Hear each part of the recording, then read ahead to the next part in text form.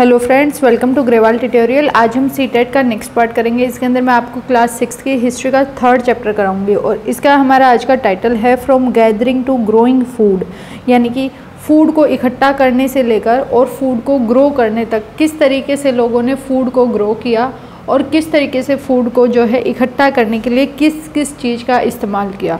तो सबसे पहले आता है varieties of foods.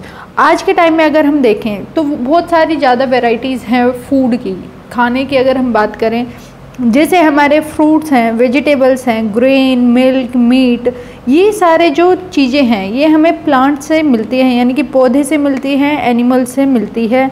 Different plant जो है अलग अलग कंडीशंस के अंदर ग्रो किए जाते हैं और डिफरेंट प्लांट्स की जो भी कंडीशन है, जैसे कि एग्जांपल है राइस को अगर ग्रो करना है तो उसके लिए आपको सबसे ज़्यादा किस चीज़ की ज़रूरत होती है? पानी की ज़रूरत होती है। उसी तरीके से वीट की अगर बात करें, वीट या फिर बेरली यानी कि जौ वगैरह, इनके अंदर राइस के कंपैरिजन में बहुत कम पानी यूज़ होता है, तो ये अलग अलग जगह पर ही ग्रो हो सकते हैं। और यही एक कारण है कि कुछ एरिया के अंदर हम जो है फूड क्रॉप्स को ग्रो कर सकते हैं और कुछ ऐसे एरिया है जिनके अंदर फूड को ग्रो नहीं किया जा सकता। Different animals to prefer different environment. इसी तरीके से हम एनिमल्स की बात करें तो कुछ ऐसे एनिमल्स हैं जो हिली एरियाज़ में ही रह सकते हैं, कुछ ऐसे एनिमल्स हैं जो डेजर्ट में ही रह सकते हैं, यानी कि रेगिस्तान में ही रह सकते हैं, कुछ ऐसे एनिमल्स हैं हमारे जो नॉर्मल मौसम में ही रह सकते हैं। तो कैटल्स वगैरह हैं, शेप या गोट की अगर हम बात करें, वो जो है ज़्यादातर सरवाइव कर जाती हैं हिली इन्वायरमेंट में, जबकि कैटल जो है वो नहीं कर पाते सरवाइव, यानी कि गाय वगैरह जो हैं वो नहीं सरवाइव कर सकती, लेकिन शिप और गोट जो है सबसे ज़्यादा हिली एरियाज़ में आराम से सरवाइव कर जाती है। उसी तरीके से हम ऊँट की बात करें तो वो डेजर्ट में ही रहते हैं, यानी कि रेगिस्तान में ही वो रह सकते हैं। Women and man did not always produce their own food. हमेशा जो है मैन एंड वुमेन्स जो हैं वो हमेशा ही फूड को जो है खुद के लिए ग्रो नहीं करते थे, प्रोड्यूस नहीं करते थे। एक ऐसा समय आता था जब वो क्रॉप ही ग्रो नहीं हो सकती, तो उस टाइम पे जो स्टोर्ड फूड था उसका इस्तेमाल किया जाता था। नेक्स्ट टॉपिक आता है हमारा beginning of farming and herding, यानी कि यहाँ पर अब पशु चारण और साथ के साथ फार्मिंग करना यानी कि खेती वगैरह शुरू हो गई। सबसे पहले हमें पता है कि सुलेमान और किरथार हिल्स जो हैं वहाँ पर जो खेती है वीट एंड बेरली की करनी स्टार्ट की थी, यानी कि फार्मिंग वहाँ पर सबसे पहले शुरू हुई थी।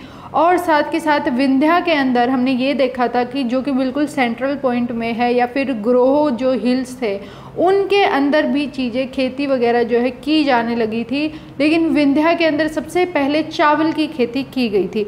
तो अभी तक हमने इतना ही पढ़ा था कि इन क्रॉप्स को उगाया जाने लगा, लेकिन अब इसके अंदर यहाँ पर क्या हुआ कि फूड क्रॉप्स को ग्रो करना शुरू कर दिया गया। यानी कि अब लोग क्या करते थे, एक बार में ही जो हमारी फूड है, अगर हम देखें जैसे कि सीजनल फूड वगैरह हैं तो वो एक मौसम में ही होते हैं। अब गेहूं की बात करें तो वो एक मौसम में होते हैं, लेकिन पूरे साल इंसान उसको खाता है। तो उसी तरीके से ये भी क्या करते थे, मैन, वुमेन और चिल्ड्रन जो होते थे वो क्या करते थे, कलेक्ट कर लेते थे ग्रेन्स को। जो भी हमारे जो गेहूं वगैरह हैं या फिर जो हैं उनको कलेक्ट कर लिया जाता था और फिर उनको जब भी मौसम उनका आता था तो उस टाइम पे उनको ग्रो कर दिया जाता था और बाद में उसको रिपेंड किया जाता था, यानी कि पकने के बाद उनको। और इस तरीके से जो फार्मिंग है वो स्टार्ट हुई। लोग क्या करते थे, स्टोर कर लेते थे ग्रेन्स को और जब नेक्स्ट टाइम सीज़न आता था तो उस टाइम पर उनको फिर से ग्रो करने के लिए, यानी कि उनके क्या कर देते थे, बीज वगैरह डाल देते थे। इसी तरीके से लोगों ने अब क्या किया, अट्रैक्ट किया एनिमल्स को, जो टेम एनिमल्स थे, यानी कि वो एनिमल्स जो कि डोमेस्टिक एनिमल्स हैं, उनको अपने पास बुलाने के लिए क्या किया, अट्रैक्ट किया, उनको खाना दिया। उन जहाँ पर वो शेल्टर्स में रह रहे थे, यानी कि जो झोपड़ियाँ वगैरह थी या फिर जो ऐसे भी वो घर थे उस टाइम के, तो वहाँ पर वो क्या करते थे, कुछ फूड रखते थे और जिससे जो टेम एनिमल्स हैं यानी कि डोमेस्टिक एनिमल्स हैं वो अट्रैक्ट हो जाते थे। उस टाइम पर डोमेस्टिक एनिमल्स थे हमारे sheep, goat, cattle and pig जो झुंडों में रहते थे, यानी हर्ड्स में रहते थे वो। और ये सारे एनिमल, मोस्टली एनिमल्स घास के ऊपर डिपेंड रहते थे, यानी कि चारे के ऊपर ये क्या करते थे, डिपेंड करते थे। अब लोगों ने इनको प्रोटेक्ट करना स्टार्ट कर दिया, जो वाइल्ड एनिमल्स थे यानी कि जो जंगली जानवर थे उनसे इनको बचाना शुरू कर दिया।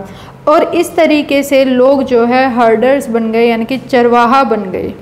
नेक्स्ट टॉपिक इज डोमेस्टिकेशन यानी कि पालतू बनाने का कार्य। इसके अंदर जो लोग थे उन्होंने क्या किया, एनिमल्स को अपने साथ रखना शुरू कर दिया। एनिमल्स हमने अभी पढ़ा था कि गोट, शिप, कैटल और जो पिग्स थे उनको इन्होंने रखना स्टार्ट किया और साथ के साथ पौधे वगैरह उगाने स्टार्ट किए। Very often plant and animals that are tended by people become different from wild plants and animal, यानी कि जो इंसानों ने जिन पशुओं को अपने साथ रखना शुरू किया और जिन जिन फूड क्रॉप्स वगैरह को या प्लांट वगैरह को उगाना शुरू किया वो वाइल्ड एनिमल्स और वाइल्ड जो प्लांट्स हैं उनसे डिफरेंट होते हुए चले गए। लोगों ने ऐसे एनिमल्स रखने शुरू किए या ऐसे पौधे उगाने शुरू किए जो कि प्रोन टू डिजीज़ हैं, यानी कि उनसे कोई भी बीमारी वगैरह इंसान को नहीं हो सकती थी।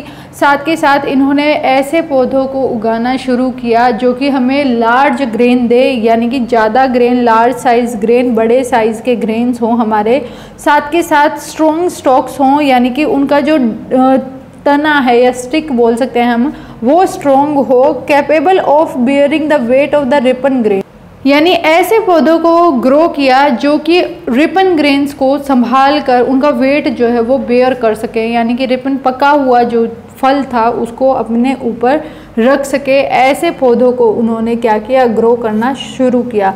इन्होंने प्रिजर्व किया प्लांट्स को, बचाया, साथ के साथ सोन किया उनको, ताकि वो इंश्योर हो सके कि नया प्लांट, नया सीड भी अच्छी क्वालिटी का ग्रो हो। एनिमल्स भी जो हैं वो बहुत ज़्यादा जेंटल होते थे और सिलेक्ट किए जाते थे ब्रीडिंग वगैरह के लिए। इसी के साथ साथ डोमेस्टिकेटेड एनिमल्स और प्लांट जो थे ना वो अलग वाइल्ड एनिमल से होते हुए चले गए। जैसे कि आपको इस पिक्चर के अंदर दिखाया गया है, टिथ हैं एंड हॉर्न्स हैं ऑफ वाइल्ड एनिमल्स के हैं ये, जो कि बहुत ज़्यादा लार्ज हैं दोज ऑफ डोमेस्टिकेटेड एनिमल्स। ये एक पिक्चर डोमेस्टिकेटेड एनिमल की है और एक जो है वाइल्ड एनिमल के दांतों की दिखाई गई है। डोमेस्टिकेशन जो प्रोसेस है वो ग्रेजुअल प्रोसेस था, यानी कि ये धीरे धीरे हुआ और पूरे वर्ल्ड के अंदर धीरे धीरे किसी किसी पार्ट्स के अंदर होता हुआ चला गया। और आज से अगर हम 12,000 साल पहले की बात करें तो तब से डोमेस्टिकेशन प्रोसेस शुरू हुआ था। अब यहाँ पे 12,000 साल पहले ही क्यों लिखा है, क्योंकि वहाँ पर हमने पढ़ा था कि एनवायरनमेंट चेंज हुआ था।